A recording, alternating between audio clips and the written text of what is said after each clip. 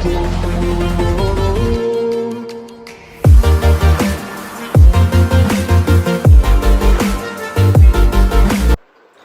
Student, स्वागत है आपका एक नए लेसन में। तो पिछले लेसन में हमने बात की थी कि what is a magnet, what is a compass and what is a magnetic field and what are magnetic field lines. तो इस लेसन में हम उसके आगे से कंटिन्यू करने वाले हैं।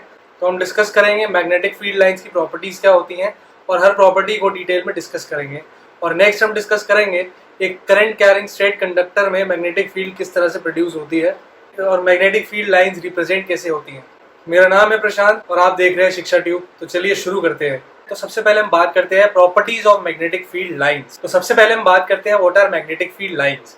तो सबसे पहली प्रॉपर्टी जो होती है कि magnetic field lines have a direction and magnitude, यानी कि they have a direction and a numeric value associated with it. Second property है on any point on the magnetic field line the direction of the magnetic field can be represented by drawing a tangent, यानी कि magnetic field line के किसी भी point पे अगर magnetic field की direction हमें पता करनी है तो we will just draw tangent from that point and we will get the direction of magnetic field from that point. Third most important property जो है, magnetic field lines do not intersect each other, यानी कि कोई भी दो magnetic field lines एक दूसरे को इंटरसेक्ट कभी नहीं करते।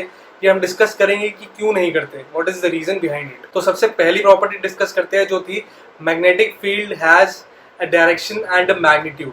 तो डायरेक्शन तो हमें पता है कि जैसे हम बार मैग्नेट का एग्जांपल लेते हैं तो बार मैग्नेट में जो आउटसाइड द मैग्नेट है वो north to south circular loop होता है और inside the magnet south to north जो है मैग्नेटिक फील्ड की डायरेक्शन होती है। अब बात करते हैं मैग्नीट्यूड की। तो magnitude is just a numeric value which is associated with the magnetic field, यानी कि वो उसकी मैग्नेटिक फील्ड की स्ट्रेंथ बताती है कि कितनी ज्यादा स्ट्रॉन्ग मैग्नेटिक फील्ड है और कितनी ज्यादा मैग्नेटिक फोर्स लगने वाली है। सेकेंड पॉइंट है on any point on a magnetic field line the direction of the magnetic field on that point can be represented by drawing a tangent from that point। तो इसको हम एक example के through समझते हैं। अब इस केस में हमने एक बार मैग्नेट ली है और हमने इसमें 5 पॉइंट्स लिए हैं जो कि है A, B, C, D और E।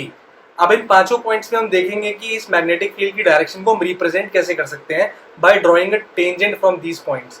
चलिए देखते हैं। सबसे पहले बात करते हैं हम पॉइंट A की। तो ए से जब टेंजेंट ड्रॉ करेंगे हम तो वो कुछ इस तरह से दिखेगी हमें। तो हम इसको लिख देते हैं टेंजेंट फ्रॉम ए।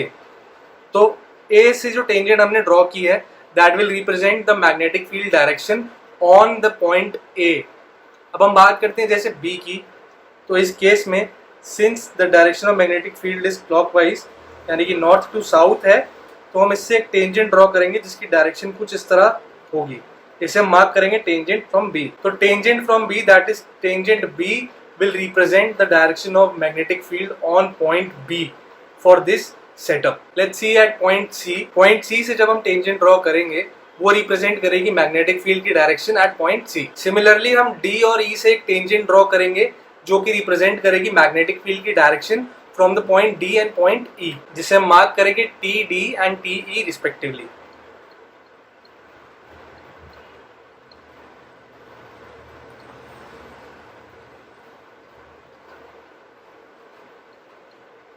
तो जिस तरह से हम देख रहे हैं कि इस एग्जांपल में हमने पांचों पॉइंट से एक टेंजेंट ड्रॉ की है और ये टेंजेंट्स उन पॉइंट्स के लिए डायरेक्शन बता रही हैं पॉइंट्स पे मैग्नेटिक फील्ड की क्या होगी। तो इससे हमें बड़ी क्लियरली समझ में आ गया कि on any point on the magnetic field line we can represent the direction of magnetic field on that point by drawing a tangent from that point, यानी कि उस पॉइंट पे जो टेंजेंट ड्रॉ करेंगे हम वो रिप्रेजेंट करेगी उस पॉइंट पे मैग्नेटिक फील्ड की डायरेक्शन को। तो थर्ड पॉइंट है कि two magnetic field lines never intersect each other.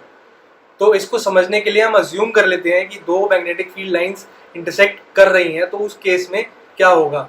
तो हम जैसे देख पा रहे हैं इस एग्जांपल में दे आर इंटरसेक्टिंग, ये जो दो मैग्नेटिक फील्ड लाइंस हैं they are intersecting at point A. तो टेक्निकली प्रॉपर्टी 2 के अकॉर्डिंग इस पॉइंट पे टेंजेंट ड्रॉ करने से मैग्नेटिक फील्ड की डायरेक्शन हमें मिलेगी। तो देखते हैं, अगर हम इसकी टेंजेंट ड्रॉ करें तो एक टेंजेंट इस तरह से बनेगी मैग्नेटिक फील्ड लाइन 1 के लिए और मैग्नेटिक फील्ड लाइन 2 के लिए टेंजेंट की डायरेक्शन कुछ इस तरह होगी। पर यहाँ कॉन्ट्राडिक्शन ये है, प्रॉब्लम ये है कि क्या एक पॉइंट से दो डायरेक्शंस हो सकती है मैग्नेटिक फील्ड की किसी एक सेटअप के लिए या किसी एक बार मैग्नेट के लिए। क्या ऐसा हो सकता है कि एक पॉइंट पे दो डायरेक्शंस हो मैग्नेटिक फील्ड की? तो इसका जवाब है कि ऐसा नहीं हो सकता।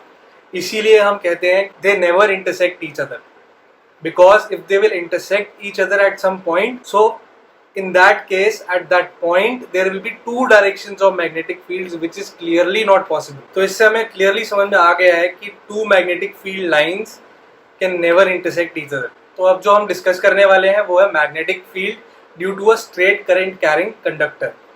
अब हम यहाँ पे वायर इसलिए नहीं बोल रहे क्योंकि it can be a metallic rod which is carrying current also, यानी कि वो कोई भी स्ट्रेट करंट कैरिंग कंडक्टर हो सकता है.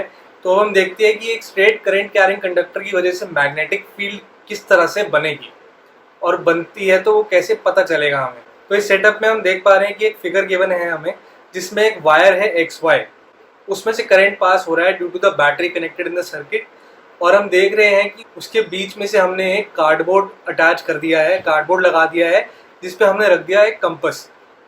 तो जब इस वायर में से करंट पास नहीं करेगा तो कंपस अपनी आइडियल स्टेट में होगा, वो अपनी नॉर्मल डायरेक्शंस दिखा रहा होगा. हमने पढ़ा था कि कंपस में भी एक बार मैग्नेट होती है, तो जब हम वायर में से करंट पास करेंगे तो there will be a deflection in that compass. तो इससे हमें पता लग सकता है कि इसमें मैग्नेटिक फील्ड प्रोड्यूस हो रही है, इसीलिए there is a deflection in the compass. तो इसमें हमने एक चीज और नोटिस की कि जैसे जैसे इस वायर में हम करंट बढ़ाते जा रहे थे वैसे वैसे जो कंपस की डिफ्लेक्शन थी, कंपस की नीडल की डिफ्लेक्शन थी, वो भी चेंज हो रही थी, यानी कि डिफ्लेक्शन भी बढ़ रही थी.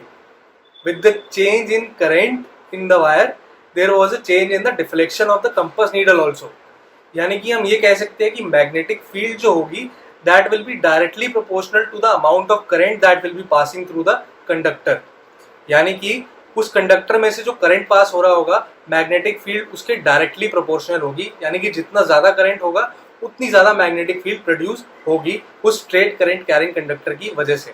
अब इसमें हमें ये तो पता लग गया है कि करंट की वजह से मैग्नेटिक फील्ड प्रोड्यूस हो सकती है, बट अब हम ये देखेंगे कि जिस तरह से हमने बार मैग्नेट में देखा था कि there are circular loops which represent the magnetic field lines, यानी कि सर्कुलर लूप की शेप में मैग्नेटिक फील्ड लाइंस बनती हैं उसमें.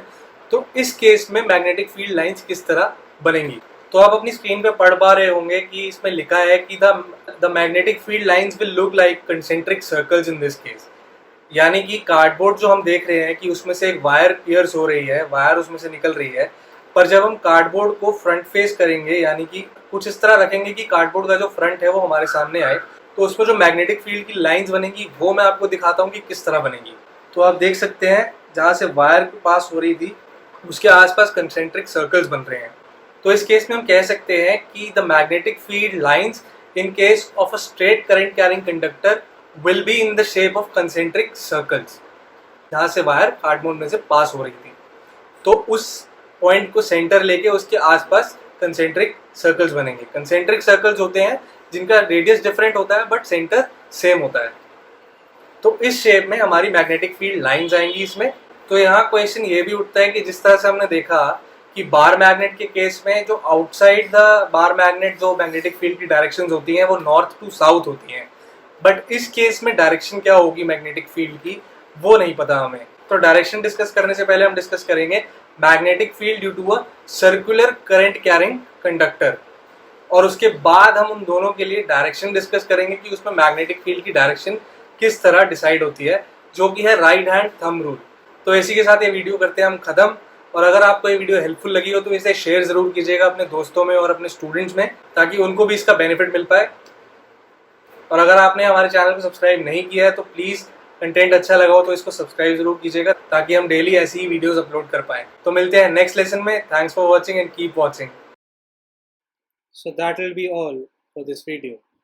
If you have any doubts, you can mail us at newsuccess.8@gmail.com.